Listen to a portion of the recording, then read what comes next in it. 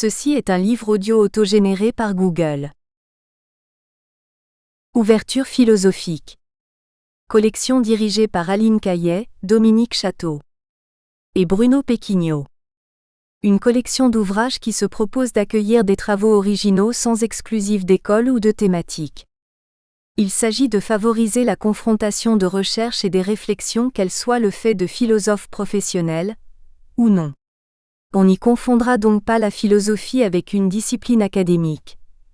Elle est réputée être le fait de tous ceux qu'habite la passion de penser, qu'ils soient professeurs de philosophie, spécialistes des sciences humaines, sociales ou naturelles, ou polisseurs de verres de lunettes astronomiques.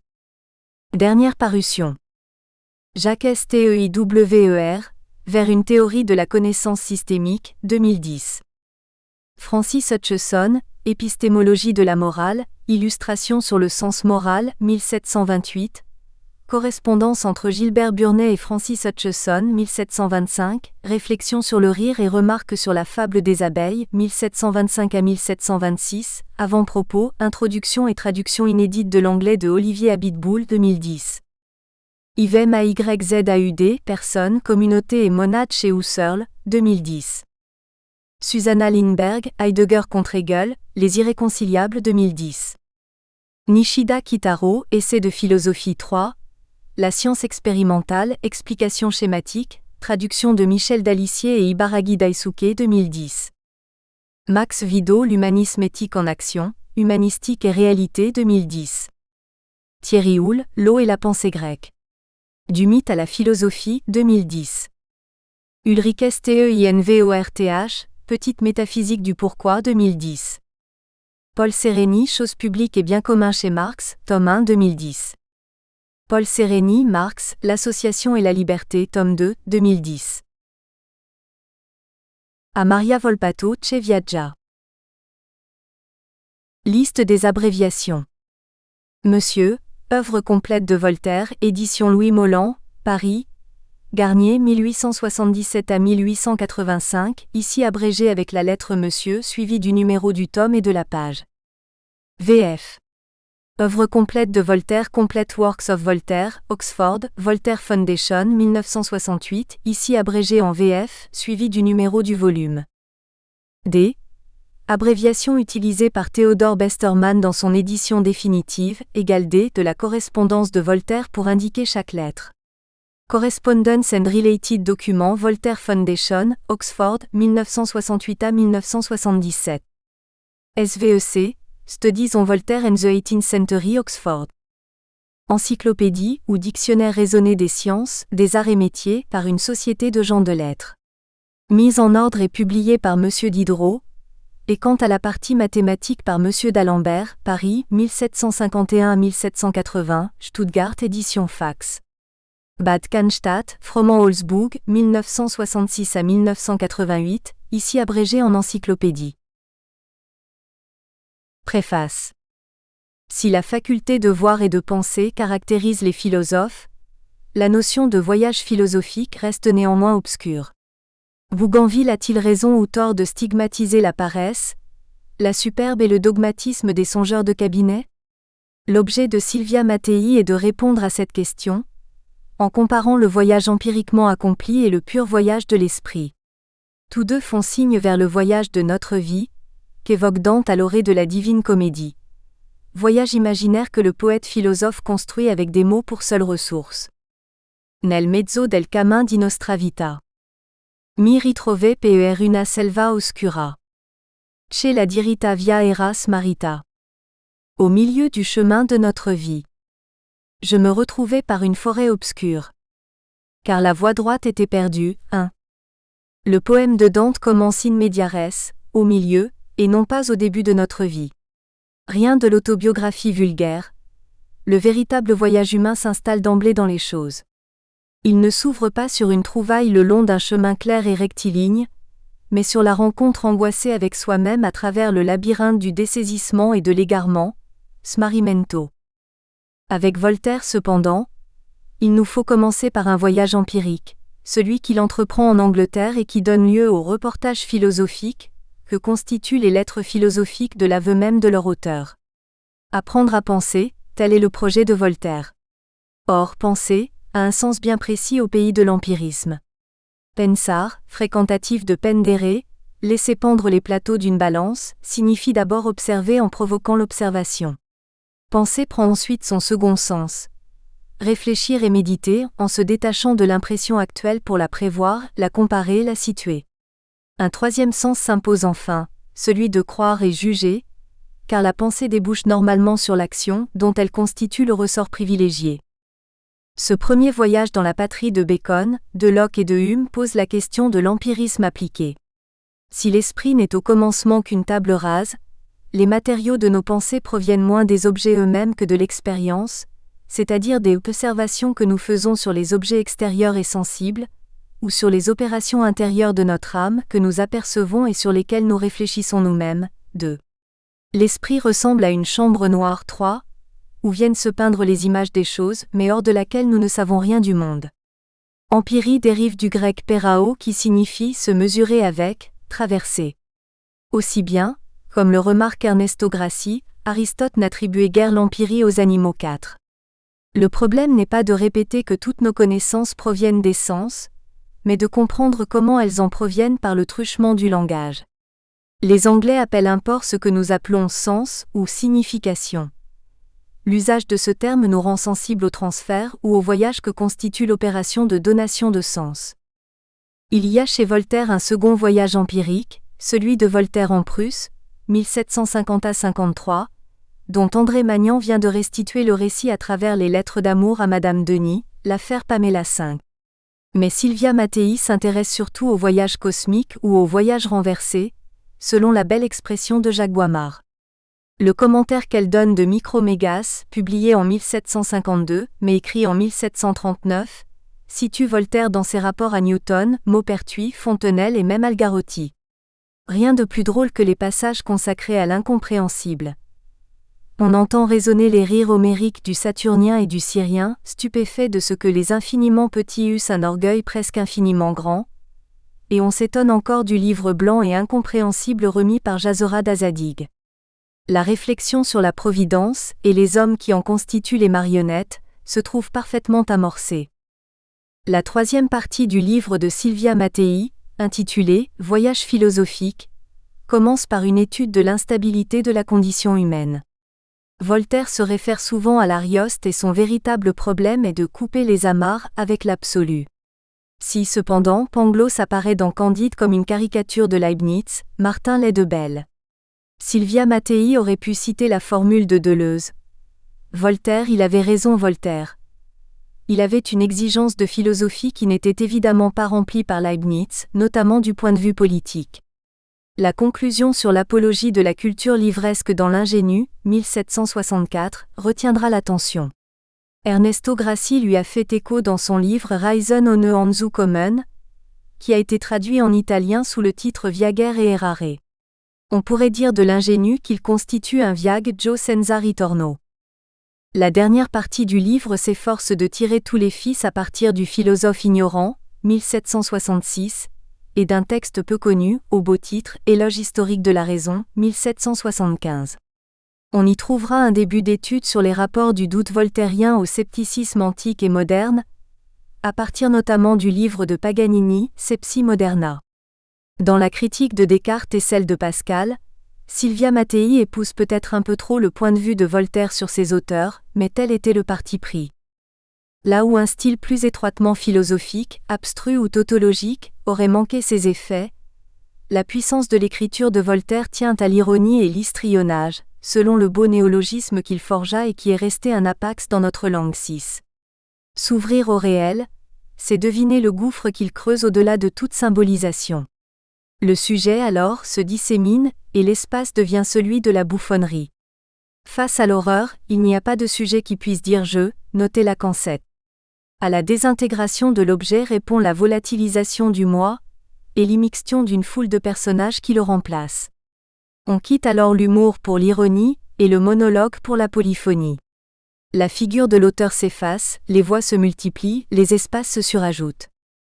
À travers pareille réflexion sur les changements de lieu, la question essentielle posée à la communauté philosophique devient de savoir dans quelle mesure les reportages et les contes de voyage pourraient constituer non seulement un style, mais un genre philosophique.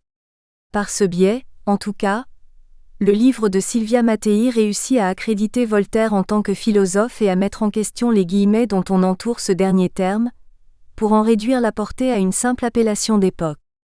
Maldine Saint-Giron, professeur de philosophie des XVIIe et XVIIIe siècles. Université de Paris-Ouest Nanterre-La Défense.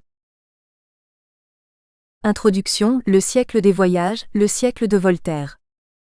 Supposons un Montesquieu, un Buffon, un Diderot, un Duclos, un d'Alembert, un Condillac, ou des hommes de cette trempe voyageant pour instruire leurs compatriotes, observant, décrivant comme ils savent faire, la Turquie, l'Égypte, la Barbarie, l'Empire de Maroc, la Guinée, le pays des Cafres, l'intérieur de l'Afrique et ses côtes orientales, les Malabarès, le Mogol, les rives du Gange, les royaumes du Siam de Pégou et d'Ava, la Chine, la Tartarie et surtout le Japon, puis dans L', autre hémisphère, le Mexique, le Pérou, le Chili, les terres magellaniques, sans oublier les Patagons vrais ou faux, le Tucumán, le Paraguay s'il était possible, le Brésil, enfin les Caraïbes, la Floride et toutes les contrées sauvages, voyage le plus important de tous et celui qu'il faudrait faire avec le plus de soin. Supposons que ces nouveaux Hercules de retour de ces courses mémorables, fissent ensuite à loisir l'histoire naturelle, morale et politique de ce Q'. Ils avaient vu, nous verrions nous-mêmes sortir un monde nouveau de dessous leurs plumes, et nous apprendrions ainsi à connaître le nôtre. Rousseau, Discours sur l'inégalité 8. Je suis voyageur et marin. C'est-à-dire un menteur et un imbécile aux yeux de cette classe d'écrivains paresseux et superbes qui, dans les ombres de leur cabinet, philosophent à perte de vue sur le monde et ses habitants, et soumettent impérieusement la nature à leurs imaginations. Procédé bien singulier, bien inconcevable de la part de gens qui, n'ayant rien observé par eux-mêmes, n'écrivent, ne dogmatisent que d'après des observations empruntées de ces mêmes voyageurs auxquels ils refusent la faculté de voir et de penser. Bougainville, Voyage autour du monde 9. Bougainville, Cook, la Pérouse et leur célèbre circumnavigation marquent le XVIIIe siècle comme l'époque des expéditions commerciales et des grandes découvertes géographiques.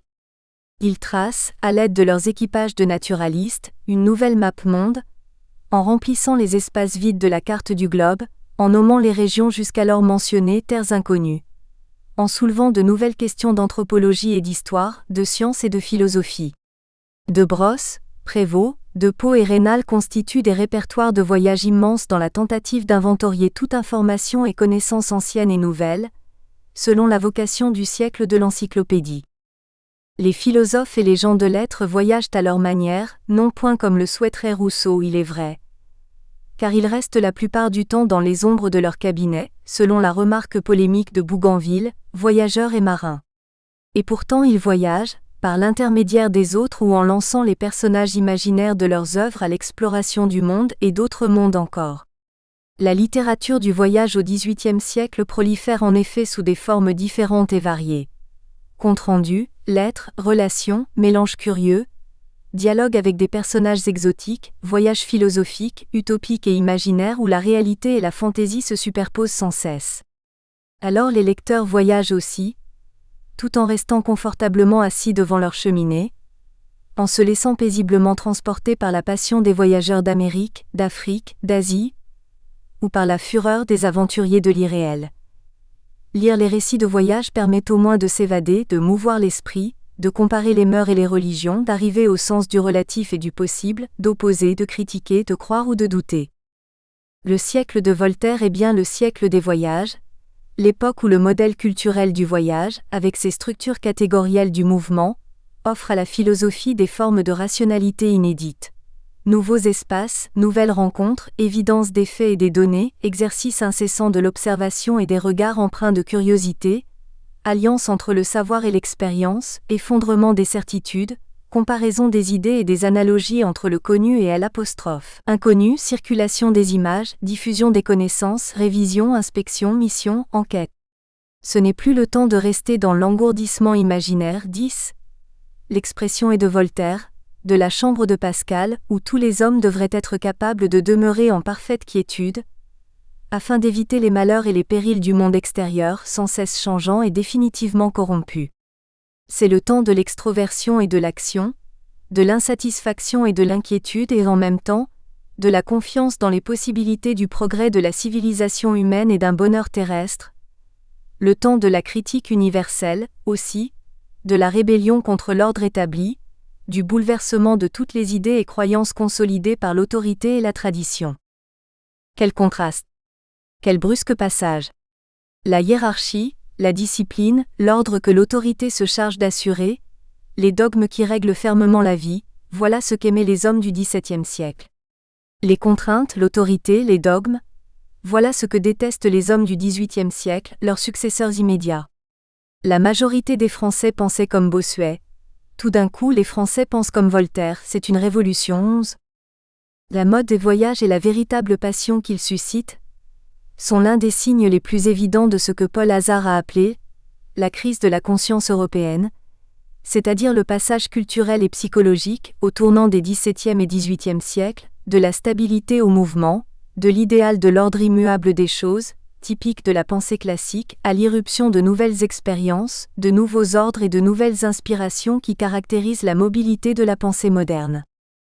Le lien entre voyage et lumière est d'ailleurs remarquablement attesté par plusieurs études, ainsi que par l'utilisation du topo littéraire du voyage, en tant que mode privilégié des débats philosophiques et instrument critique de la culture et de la société de l'époque, que ce soit à la manière des lettres persanes de Montesquieu, ou comme terme de comparaison entre une culture corrompue et une nature innocente, à la façon des dialogues curieux du baron de la Hontan, ou encore comme exploration des alternatives possibles à une civilisation et à ses codes culturels, comme dans le supplément au voyage de Bougainville de Diderot.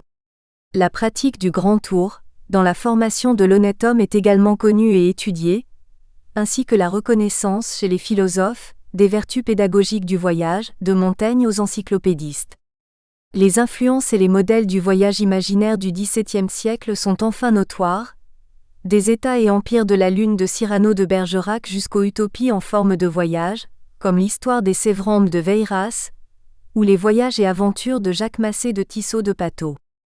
Dans la transition du XVIIe au XVIIIe siècle, la littérature du voyage est d'une richesse infinie par son foisonnement, mais aussi par la grande variété des styles et des genres qu'elle engendre. Souvent on ne peut guère établir de nette démarcation entre le voyage véritable et le voyage imaginaire, entre le voyage romanesque et le voyage philosophique, ou encore entre le voyage pédagogique, le voyage critique et le voyage utopique 12. Les études contemporaines consacrées au voyage de l'époque citent toujours Voltaire pour le vertigineux voyage de Candide, pour l'anti-utopie de l'Eldorado, pour la figure ambiguë du sauvage dans l'ingénu et pour la philosophie de l'histoire déclinée dans l'essai sur les mœurs qui, bien qu'ayant l'intention d'englober tous les peuples et toutes les civilisations de la Terre, reste marquée par un fort eurocentrisme. Oscillant entre deux pôles de recherche, la littérature et la philosophie, ce travail place l'œuvre de Voltaire sous le signe de la raison. On part d'une hypothèse risquée. L'étude de la figure du voyage peut contribuer à expliquer le rapport de Voltaire à la philosophie. La dimension du voyage dans l'œuvre de Voltaire a certes une fonction rhétorique, mais elle a aussi et surtout une fonction philosophique. Au-delà du lieu commun littéraire et de l'effet polémique qu'il engendre, le voyage chez Voltaire pourrait être utilisé comme une des clés de lecture de sa pensée. De ce point de vue, les voyages voltairiens sont une pratique philosophique qui permet à Voltaire d'embrasser la totalité de l'expérience humaine, d'une part, et de l'autre, de mettre à l'épreuve les facultés de la raison afin de critiquer la méthode du rationalisme a priori et des grands systèmes déductifs, ceux de Descartes, de Malebranche, de Leibniz et de Spinoza, pour leur opposer le rationalisme empirique et la méthode inductive de l'école anglaise, de Bacon à Locke ou Newton. L'exercice pratique et imaginatif des voyages philosophiques confirme pour Voltaire les limites et les pouvoirs de la raison humaine et montre la nécessité de la fondation morale de la vie sociale. D'où l'affirmation voltairienne qu'il est plus urgent pour l'homme de bien se conduire plutôt que de chercher des vérités absolues qui ne sont pas utiles pour cultiver son jardin. Traduit en langage philosophique, cela signifie que Voltaire affirme le primat de la praxis sur les problèmes théoriques. Malgré cette conscience, Voltaire ne peut pas s'empêcher de faire voyager sa pensée dans les hautes sphères de la métaphysique, qu'il continue à explorer humblement jusqu'à la fin de ses jours. En 1766, il écrit « En philosophe ignorant ». Voilà bien des voyages dans des terres inconnues, ce n'est rien encore. Je me trouve comme un homme qui, ayant erré sur l'océan et apercevant les îles Maldives dont la mer Indienne est semée, veut les visiter toutes. 13. La figure du voyage chez Voltaire se réfracte en une multitude d'images à travers le prisme de son œuvre, d'où toute son originalité et sa complexité. Pour déterminer la portée de la notion de voyage chez Voltaire, il faut observer cette figure chatoyante parcourir ses écrits, suivre pas à pas ses pensées, en repérant les différentes manières par lesquelles elle se constitue en discours philosophique ou en est simplement l'expression. Il ne s'agit pas de décliner une philosophie du voyage, au singulier, chez Voltaire, ce qui serait systématiser la pensée du pire ennemi des systèmes, mais de montrer que chez lui les voyages, au pluriel, expriment et illustrent toute une variété d'idées philosophiques. L'analyse proposée ici est thématique et chronologique à la fois. Elle commence par les lettres philosophiques, considère les romans et contes philosophiques et aboutit aux philosophes ignorants. Cette double démarche permet de comprendre le sens de l'évolution philosophique de Voltaire, de dresser une typologie des différentes sortes de voyages et de mettre l'accent sur leurs différentes fonctions philosophiques. Or, quand on traite des lettres d'Angleterre, on se réfère à un voyage empirique décisif pour la biographie philosophique de Voltaire, dont le projet est d'apprendre à penser outre-Manche, comme il écrit à l'ami Thierriot depuis le port de Calais en 1726. L'heureux synchronisme entre l'expérience du voyage et l'objet de la recherche, apprendre à penser. Dans la patrie de l'empirisme, de la science et de la liberté d'expression, peut être considéré comme l'initiation de Voltaire à la pensée des Lumières. En passant aux romans et contes philosophiques, on se réfère en revanche à des voyages d'imagination que l'on peut étudier pour leurs différentes fonctions. En premier lieu, les voyages cosmiques, ou voyages renversés, selon l'expression de Jacques Boimard, dont l'intérêt est de rendre possible la distanciation, dans une expérience d'observation anthropologique et d'enquête gnoséologique. C'est le cas de Micromégas et de manière différente mais avec une fonction analogue, du traité de métaphysique et du discours en vers sur l'homme. En deuxième lieu, les voyages philosophiques illustrent l'instabilité de la condition humaine, dévoilent la contingence et les apories d'un monde qui fuit sans cesse toute systématisation et qui semble mettre définitivement en crise les systèmes des philosophes. Candide est l'exemple le plus réussi d'un tel procédé tourné contre la théodicée leibnizienne. En troisième lieu, les voyages culturels tracent une véritable map-monde de la raison, la princesse de Babylone, autorise l'exploration de la variété des pratiques socioculturelles et se constitue en un lieu de réflexion sur la tension entre le relativisme culturel et l'universalisme moral, l'ingénu, l'essai sur les mœurs.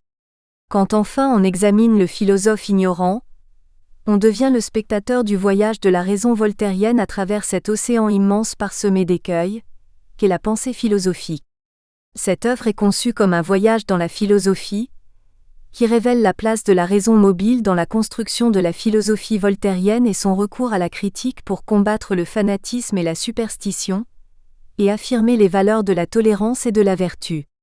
La dernière partie de la thèse s'efforce donc de tirer tous les fils à partir du philosophe ignorant et d'un texte peu connu, L'éloge historique de la raison, 1774, dans lequel Voltaire reconstruit l'histoire de cette raison voyageuse et critique dans une dimension spatio-temporelle qu'il domine du point de vue qui lui est contemporain, l'Europe des Lumières. Même si on ne peut pas à proprement parler d'une philosophie du voyage chez Voltaire, on peut parler d'une unité de fonction philosophique des voyages. L'exercice incessant de la raison ingénieuse 14 et asystématique qui est propre au style philosophique de son auteur et qui retrouve son idéal critique dans les voyages littéraires et dans la métaphore du voyage philosophique. En amont de cette vocation voyageuse et des comparaisons, discussions, confrontations qu'elle implique dans les œuvres de Voltaire, on reconnaît l'urgence permanente de sa pensée à embrasser toutes les théories et les opinions, à assumer tous les points de vue possibles pour les faire dialoguer et les passer au crible de la raison. Les voyages matérialisent en ce sens le discours philosophique, permettant à la raison d'exercer sur le terrain ses facultés et de réaffirmer sans cesse autant les limites de ses pouvoirs que l'universalisme de ses préceptes, afin de participer au progrès de l'esprit humain. Première partie, le voyage empirique, l'Angleterre, Voltaire à la découverte d'un nouveau monde philosophique. 1. Apprendre à penser, outre-Manche. Un petit événement pour un grand voyage ? Apprendre à penser outre-Manche. Opinion publique et liberté d'expression. Newton, Locke et la saine philosophie. Pope et la réflexion sur la nature humaine. Sortir de la chambre de Pascal et s'éloigner du poil de Descartes. L'expérience du voyage dans la patrie des empiristes, un heureux synchronisme. La valeur initiatique des voyages.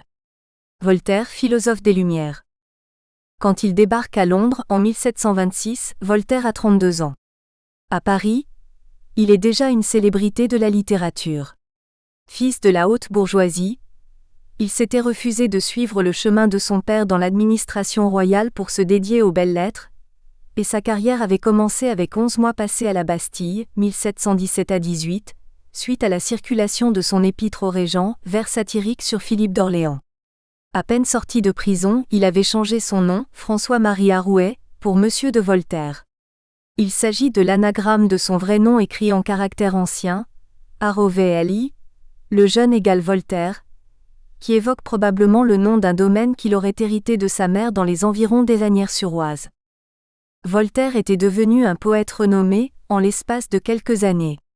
En 1722, il avait composé l'épître à Uranie où il répondait aux questions d'une comtesse russe, Madame de Ruppelmonde, qui se disait terrorisée par l'idée de l'enfer 15. L'année suivante, il conclut le poème de la Ligue, la future Henriade, un poème épique en l'honneur d'Henri IV, ainsi qu'un panorama philosophique du fanatisme. L'œuvre fut un triomphe, bien que clandestin. Dans le milieu officiel, notre auteur affirma ses talents de dramaturge. Le succès de l'Oedipe, 1718, fut suivi par celui de la tragédie Marianne et de la comédie L'Indiscret, mise en scène entre 1723 et 1724. Désormais reconnu comme le porte-étendard des lettres françaises, Voltaire avait le monde à ses pieds. Ami d'érudits et de puissants, amant de Madame de Prie, maîtresse officielle du Premier ministre, le duc de Bourbon, il présentait 3 pièces de théâtre à la cour, et la reine, qui appréciait bien son œuvre, lui avait accordé un apanage. À 31 ans, il profitait donc de toutes les joies de la célébrité, de la sécurité, de l'argent et de la vie à la cour, où le poète bourgeois se sentait parfaitement à l'aise. En 1725, le chevalier Guy-Auguste de Rohan-Chabot mit soudainement fin à ce magnificat. Voltaire et le chevalier ne s'entendaient pas bien depuis longtemps. Rohan s'était moqué des origines bourgeoises de Voltaire et de son changement de nom, à l'imitation de la noblesse. Voltaire l'avait traité d'indigne de son illustre descendance. Un jour, alors qu'il était à la table du duc de Sully dans la rue Saint-Antoine, Voltaire fut appelé à l'entrée du palais où les serviteurs de Rohan, qui dirigeaient la punition à l'abri de son carrosse, le frappèrent à coups de bâton. Voilà Voltaire remis à sa place. Rien qu'un intellectuel bourgeois sans aucune arme disponible pour revendiquer justice. Ses tentatives de se battre en duel avec Rohan ne servirent qu'à aggraver la situation. C'était une grande imprudence pour un poète, sous l'Ancien Régime, que de se disputer avec un aristocrate. Suite à la querelle entre le noble et l'homme de lettres, celui qui portait le nom d'Arouet fut abandonné par ses puissants amis, et à la demande de celui qui portait le nom des Rohan, il dut choisir entre la Bastille et l'exil. En mai 1726, Voltaire partait pour l'Angleterre. Il rentra à Paris clandestinement en juillet, toujours et inutilement à la recherche d'un affrontement avec le lâche aristocrate. À part cette brève parenthèse, il resta outre-Manche jusqu'à la fin de 1728. Un petit événement pour un grand voyage ? À vrai dire, Voltaire désirait visiter Londres depuis longtemps. L'incident avec le chevalier Rohan ne fit que précipiter les choses, en rendant vain tout espoir de pouvoir vivre grâce au succès littéraire et au prestige social dans une ville telle que Paris, où la haute société était prête à l'exclure et à lui tourner le dos suite à un épisode qui, au contraire, aurait dû susciter un sentiment de justice et de solidarité envers une dignité offensée. D'où l'aspiration immédiate à une vie plus libre et plus sérieuse dans un pays étranger, et le choix, plus ou moins volontaire, de se rendre en Angleterre. Voltaire fréquentait depuis quelque temps Henry St. John, vicomte de Bolingbroke, un Tory anglais réfugié en France depuis 1715. Bolingbroke était l'auteur d'écrits politiques et philosophiques d'inspiration déiste et admirait la pensée de John Locke. Dans une lettre adressée à Voltaire au cours de l'été 1724, le lord anglais complimentait le poète pour ses succès mérités, mais lui conseillait de ne pas trop s'occuper des louanges publiques. En essayant d'orienter ses énergies intellectuelles, Il l'exhortait à unir sa vive imagination à l'usage de la raison, et le sollicitait à préférer l'essai sur l'entendement humain de Locke aux œuvres de Descartes et Malebranche, qu'il considérait plus poètes que philosophes. 16. Ces incitations plurent naturellement à leur destinataire. Le jour de son départ pour l'Angleterre, Voltaire envoya une lettre à l'ami Thiriot depuis le port de Calais, pour lui annoncer qu'il était en train de lever l'ancre vers le pays le plus adapté pour apprendre à penser. Je sais que c'est un pays où les arts sont tous honorés et récompensés, où il y a de la différence entre les conditions, mais point d'autre entre les hommes que celle du mérite. C'est un pays où on pense librement et noblement sans être retenu par aucune crainte servile. Si je suis roi, mon inclination, c'est roi-là que je me fixe roi dans l'idée seulement d'apprendre à penser. Je suis très bien recommandé en ce pays-là, et on m'attend avec assez de bonté. 17.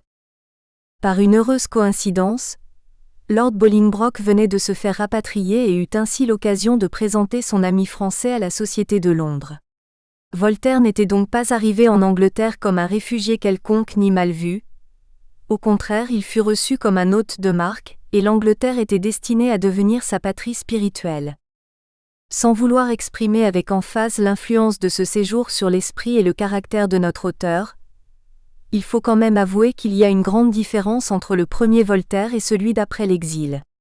Les écrits du courtisan élégant et du poète hardi au temps de la Régence seront dorénavant accompagnés d'une gravité nouvelle et d'un nouveau sens de la responsabilité philosophique. Il est clair que Voltaire ne devient pas philosophe tout d'un coup, et quand il exprime l'espoir d'apprendre à penser en Angleterre, il faut éviter de prendre ces mots au pied de la lettre. En réalité, il avait déjà médité longtemps et suffisamment en France, en parvenant aux idées fondamentales de sa philosophie. Les lectures et les expériences anglaises ont eu, à n'en pas douter, un grand rôle dans la confirmation de son sens de la justice, de son amour pour la tolérance et de son engagement civil. Bien que plusieurs thèmes et motifs de sa pensée soient présents en germe dans les œuvres composées avant l'exil, la critique du christianisme dans l'Épître à Uranie, l'intérêt pour l'histoire et la condamnation du fanatisme religieux dans le poème de la Ligue par exemple, ces réflexions sont destinées à un public restreint, élégant ou frondeur, n'étant pas encore accompagnées de la conscience de leur force, du sens de la responsabilité envers les lecteurs qui caractérisera les écrits voltairiens d'après l'Angleterre. Voltaire connut outre-Manche une société infiniment moins raffinée qu'en France, mais plus moderne et plus libre. Il découvrit surtout l'importance de l'opinion publique, une découverte qui élargit son horizon mental et politique. Les lettres philosophiques, en effet, visent un succès grand public, non pour en suivre les goûts et les loisirs, mais au contraire pour le mouvoir et pour l'engager. Voltaire inaugure ainsi sa propagande philosophique et ses appels à l'opinion publique, qui se feront de plus en plus caustiques vers la fin du siècle. Le civisme, l'utilitarisme et la liberté d'expression qui caractérisaient la société anglaise inspirèrent Voltaire pour ce qui sera la bataille d'une vie contre toute autorité limitant la libre pensée et le droit à la critique, tandis que l'étude de la littérature, de la science et des courants de pensée anglais influencèrent la définition de ses propres positions philosophiques. D'une part, la rébellion de Voltaire contre les institutions ecclésiastiques et le dogmatisme religieux trouva soutien dans les œuvres de Clarke et des déistes. D'autre part, son refus des implications théologiques de la philosophie française le mena à embrasser sans aucune réserve la nouvelle science de Newton, et à partager pleinement la gnoséologie de Locke. En Angleterre, il trouva donc les bases sur lesquelles fonder sa lutte philosophico-scientifique contre les systèmes métaphysiques du grand siècle. Voltaire non seulement combat la physique cartésienne depuis trop longtemps dominante en France, mais il attaque entièrement Descartes, les idées innées et les systèmes philosophiques du XVIIe siècle, au nom de Locke, de Newton et du déisme.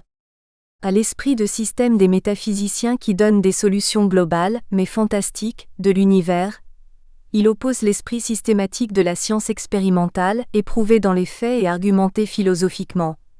Locke a resserré l'empire de la science pour l'affermir, écrira-t-il au scientifique hollandais Willem Jacob S. Gravesand dans une lettre de 1741. La théorie de la connaissance de Locke est l'un des fondements de la philosophie de Voltaire. Les sens et l'expérience sont les limites infranchissables de la connaissance humaine, au-delà desquelles la saine spéculation philosophique ne peut pas aller. Derrière ces limites, il y a Dieu, la forme ultime des possibilités de la pensée humaine, le symbole extrême de tout ce qui ne peut pas être dit ni connu. Si un Dieu existe chez Voltaire 18, il est en tout cas inconnaissable dans ses déterminations et ne donne aucune réponse aux apories devant lesquelles les raisonnements humains se bloquent inévitablement, car nihil est inintellectu, quod prius non fuerit insensu. Du point de vue de la philosophie de la connaissance, le Dieu voltairien n'est que le substitut du manque d'instruments intellectuels pour franchir la frontière entre le connu et l'inconnu, mais en même temps il est la seule garantie de l'espace réservé aux possibilités de la connaissance humaine.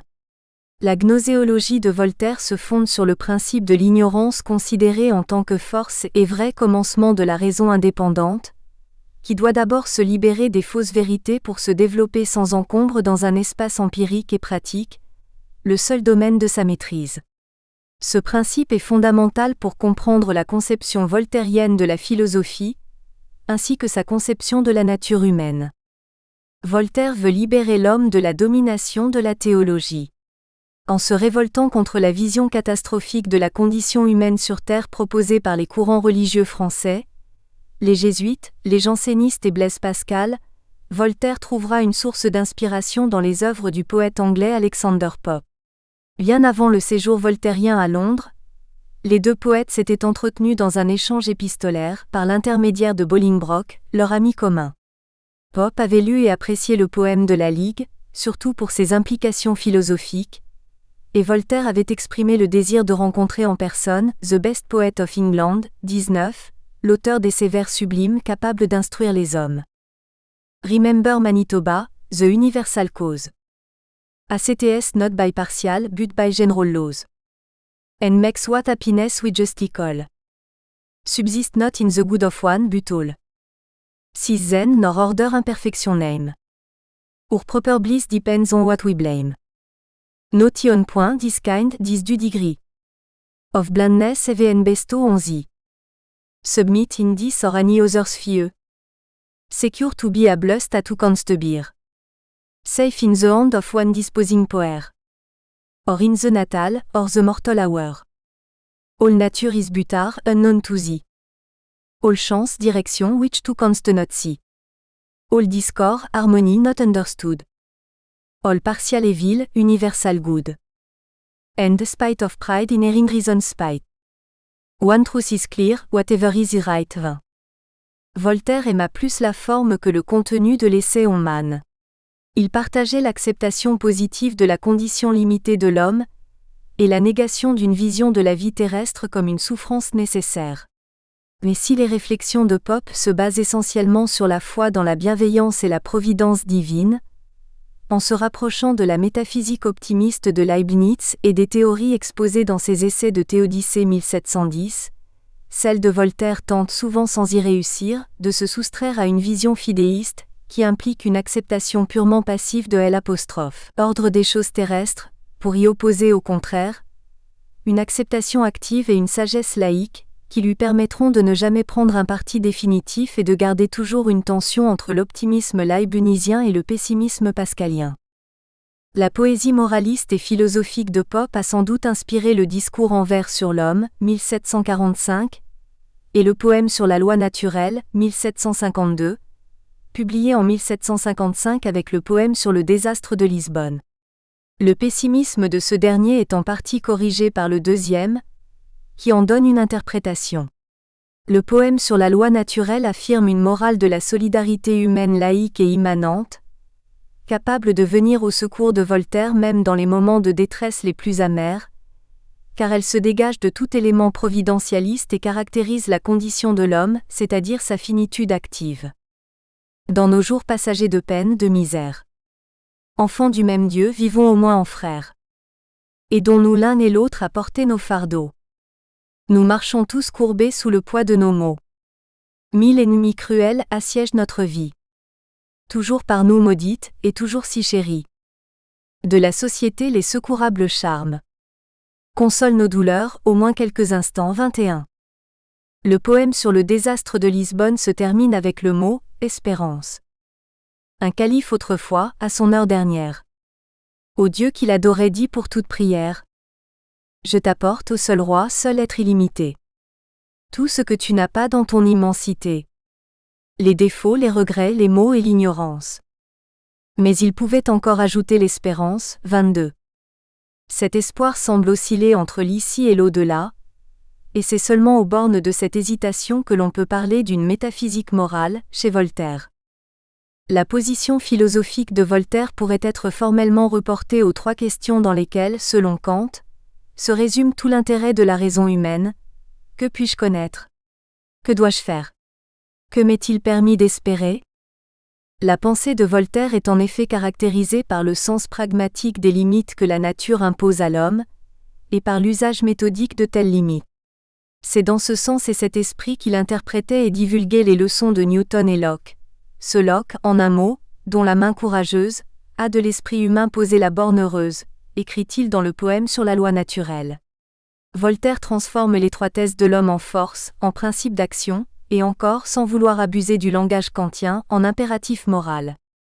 Dans les remarques sur les pensées de M. Pascal, la dernière des lettres philosophiques, Voltaire se rebelle contre l'idéal léthargique du philosophe janséniste, lequel affirme que le bonheur n'est que dans le repos et que tous les maux de l'homme dérivent de son incapacité de s'enfermer dans une chambre pour y demeurer en solitude. 23.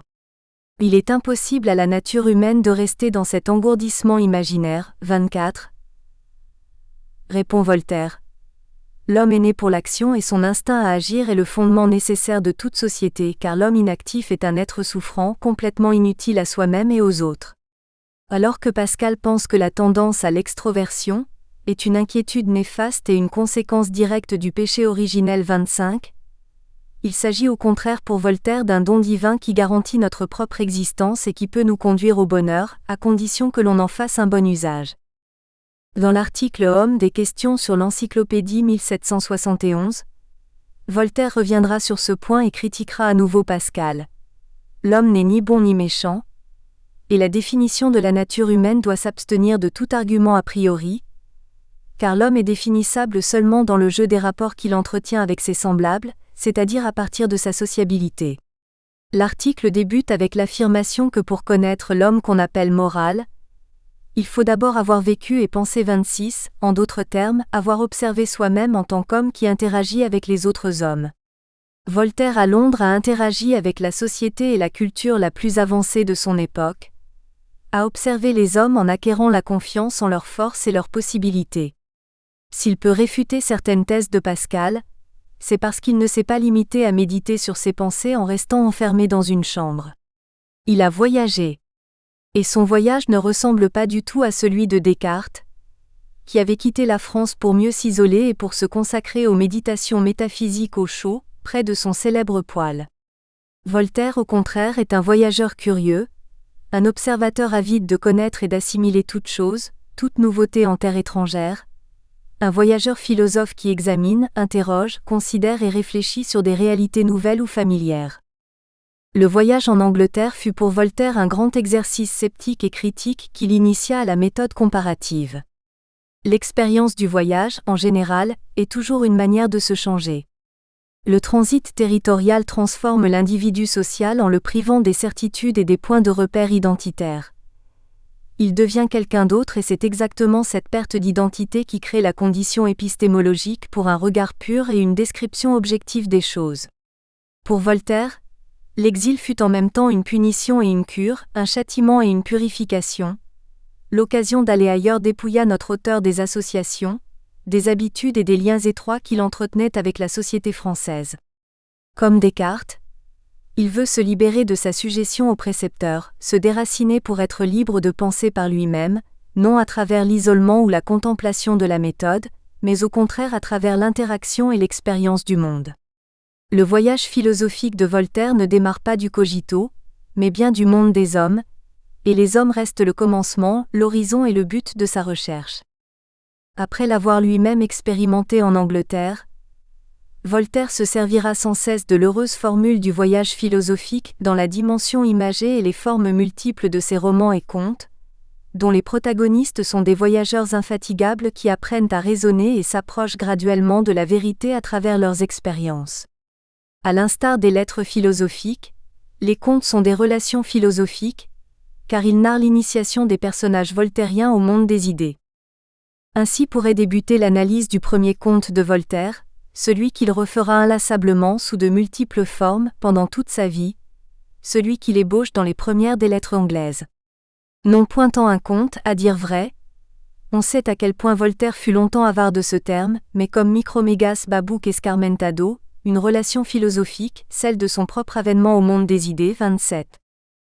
Voltaire semble identifier spontanément voyage et philosophie. Philosopher signifie être en route, parcourir, chercher, se mettre en chemin, rompre avec les préjugés et les idées consolidées, quitter les sentiers battus et soumettre ses propres croyances à l'épreuve de la diversité. Voyager signifie perdre toute certitude et toute sécurité, changer et se perdre pour se retrouver. Le voyage est le paradigme de toute expérience authentique et directe.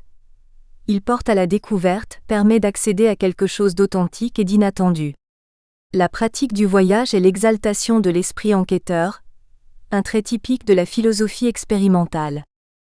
L'heureux synchronisme entre l'expérience du voyage et l'objet de la recherche, apprendre à penser, dans la patrie de l'empirisme, de la science et de la liberté d'expression, eut comme résultat l'initiation de Voltaire aux Lumières. La terre anglaise fut pour lui la terre de la vérité et de la tolérance, la terre où sa pensée arriva à maturation, et où les contenus et les fondements de sa philosophie se définirent.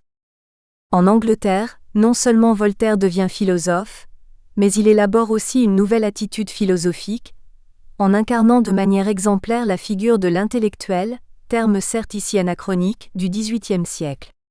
L'article philosophe de l'encyclopédie le caractérise comme un homme éclairé par la raison et socialement engagé, lequel veut sortir de son isolement pour s'insérer dans la société réelle et y influer, pour contribuer à travers sa voix à libérer les consciences des fausses vérités, du fanatisme et des chimères métaphysiques ou religieuses.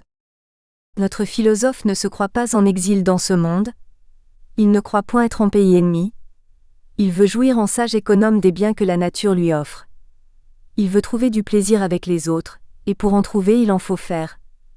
Ainsi il cherche à convenir à ceux avec qui le hasard ou son choix le font vivre, et il trouve en même temps ce qui lui convient. C'est un honnête homme qui veut plaire et se rendre utile. La société civile est pour ainsi dire une divinité pour lui sur la terre. Il l'encense, il l'honore par la probité, par une attention exacte à ses devoirs, et par un désir sincère de n'en être pas un membre inutile ou embarrassant. Cet amour de la société, si essentiel aux philosophes, fait voir combien est véritable la remarque de l'empereur Antonin, que les peuples seront heureux quand les rois seront philosophes ou quand les philosophes seront rois. Le philosophe est donc un honnête homme qui agit en tout par raison, et qui joint à un esprit de réflexion et de justesse les mœurs et les qualités sociables. Hantez un souverain sur un philosophe d'une telle trempe, et vous aurez un parfait souverain. De cette idée il est aisé de conclure combien le sage insensible des stoïciens est éloigné de la perfection de notre philosophe. Un tel philosophe est homme, et leur sage n'est toi qu'un fantôme. 28.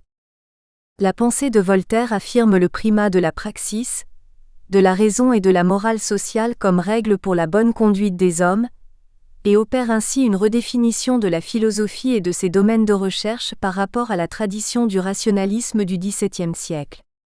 Voltaire a tendance à concevoir la philosophie non pas à la manière des modernes, c'est-à-dire comme recherche de la vérité, mais plutôt à la manière des stoïciens, c'est-à-dire comme pratique et comme recherche de la vertu. 29.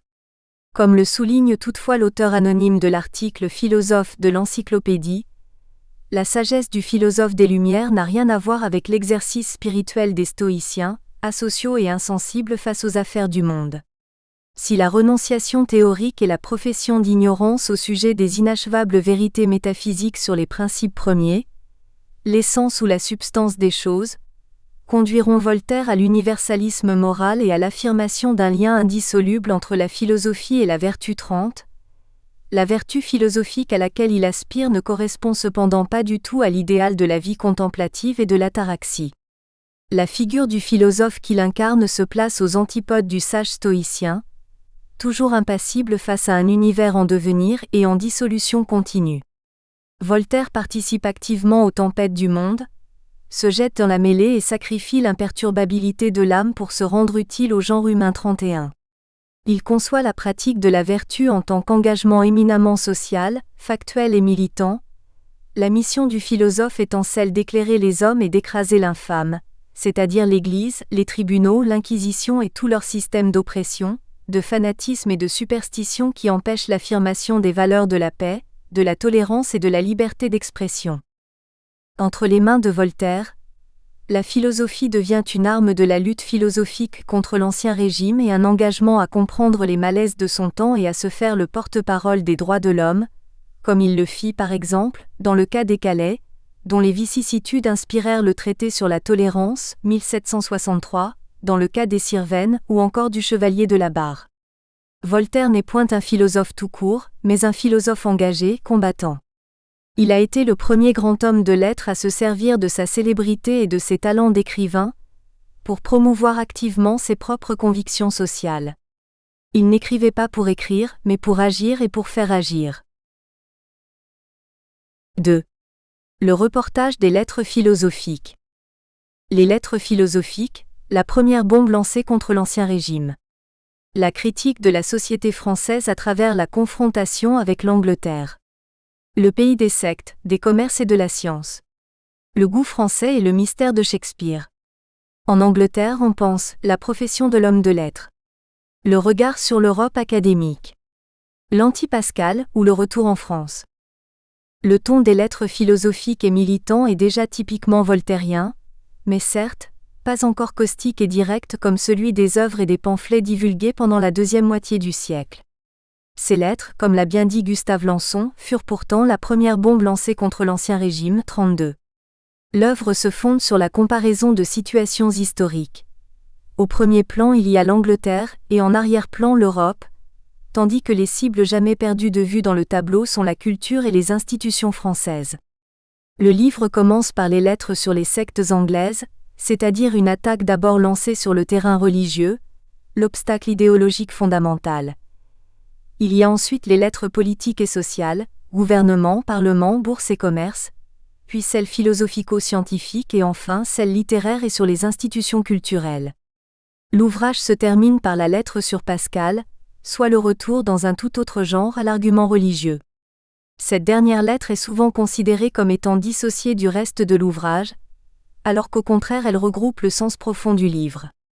Avec l'adjonction des remarques sur les pensées de M. Pascal, les lettres assument pleinement leur signification philosophique et la confrontation avec la France sur le plan des idées devient plus que jamais explicite.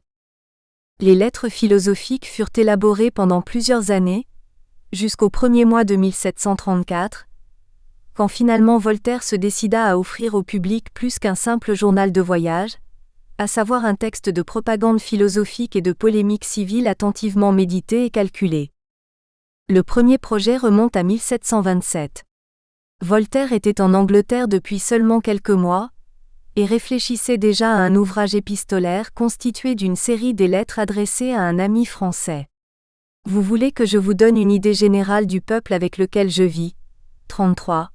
Lit-on en ouverture de la lettre à M, un manuscrit resté inédit jusqu'à l'édition de Kell, et qui aurait dû introduire l'œuvre.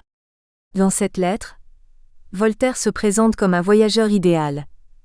Non pas un ambassadeur trop lié à son pays d'origine pour pouvoir apporter des informations objectives et désintéressées de la nation où il se trouve, mais un particulier qui aurait assez de loisirs et d'opiniâtreté. 34. Pour apprendre la langue anglaise, et converser indifféremment avec un Whig comme avec un Tory, ou avec un évêque comme avec un Quaker, un homme curieux qui se rendrait le samedi à la synagogue, le dimanche à Saint-Paul et le soir au théâtre, qui visiterait avec un égal intérêt la cour et la bourse.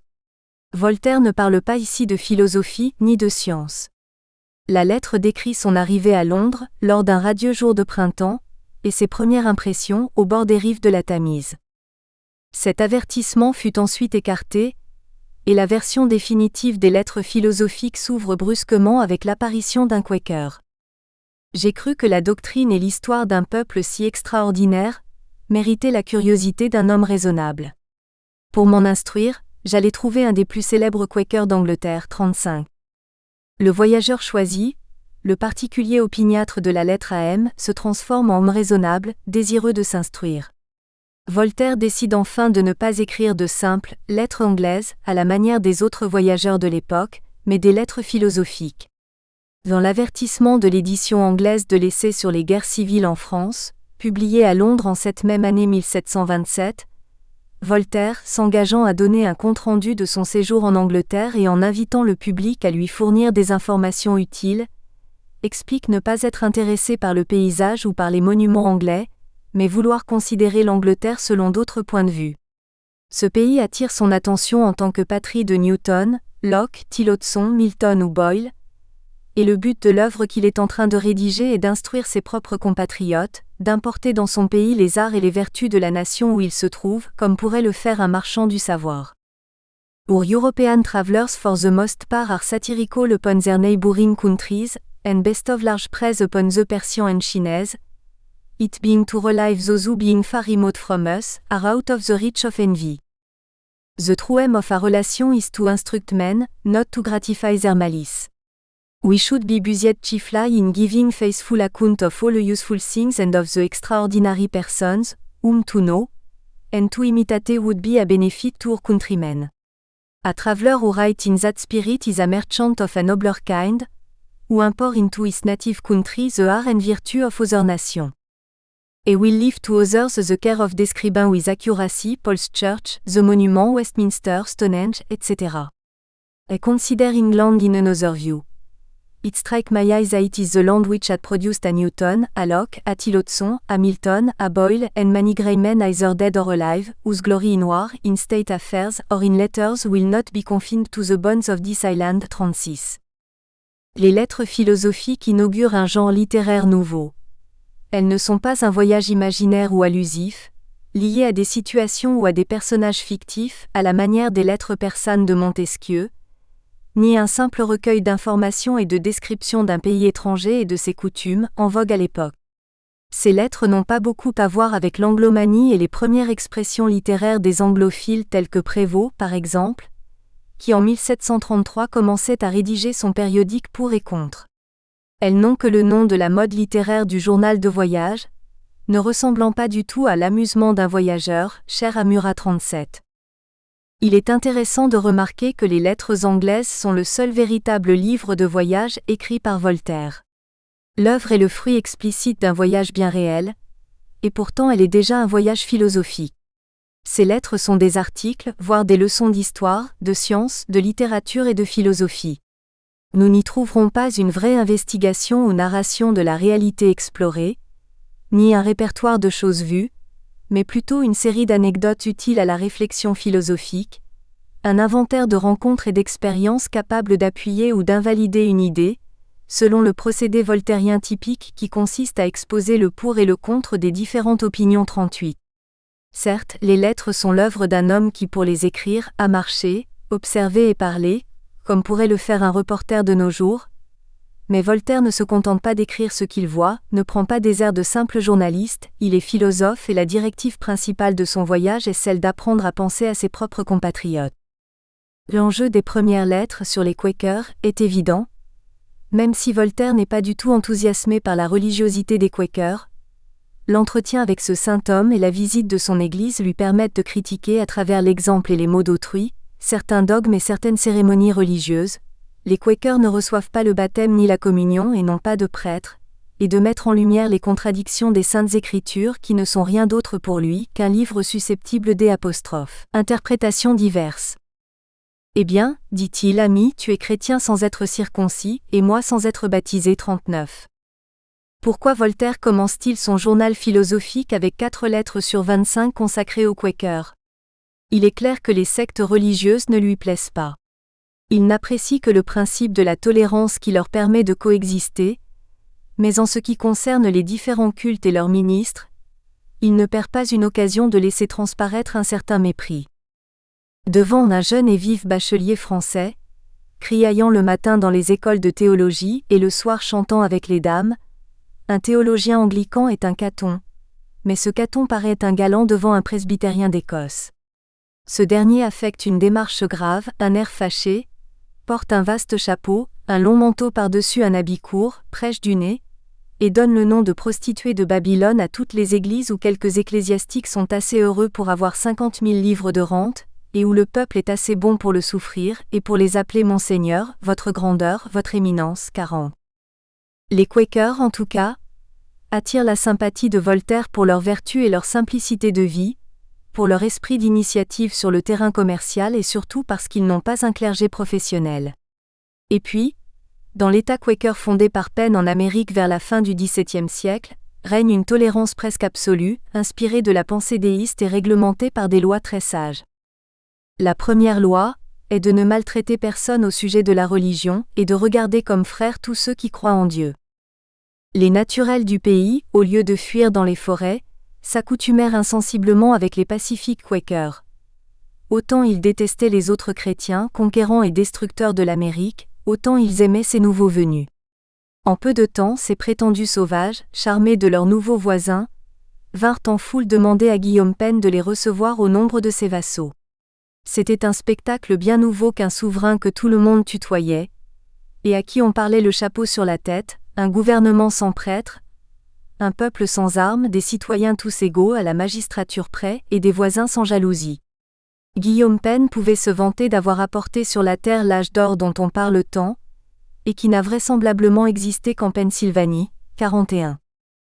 En revenant à la vieille Angleterre, Voltaire explique comment l'Église d'État, anglicane, non seulement tolère le culte des Quakers, mais aussi celui des presbytériens, des sociniens et des antitrinitaires, la petite secte fondée par Clarke et soutenue par les hommes les plus savants d'Angleterre, parmi lesquels Newton et Locke.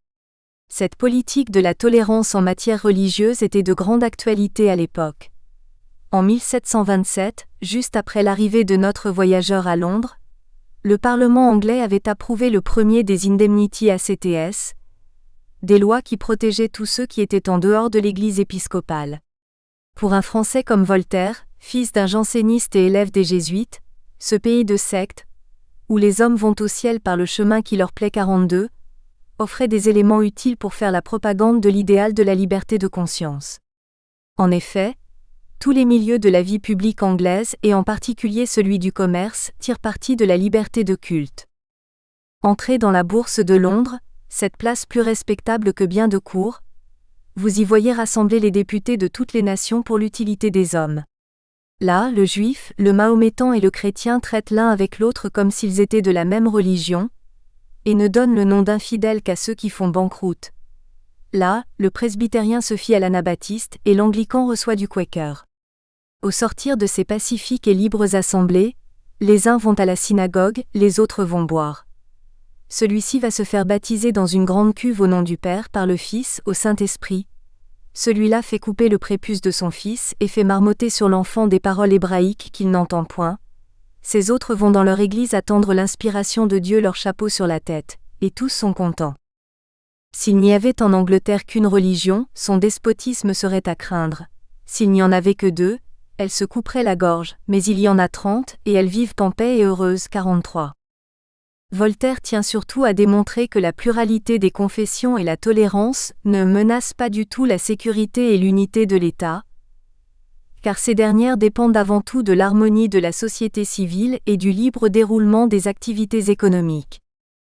Entre les lignes de ses premières lettres, le grand souci de Voltaire est de faire la comparaison avec la France. Notre auteur parlait de l'Angleterre, il est vrai, mais il parlait aussi de sa propre patrie, qui devait se refléter dans toute la description. L'approbation du système anglais signifiait en même temps la condamnation du système français.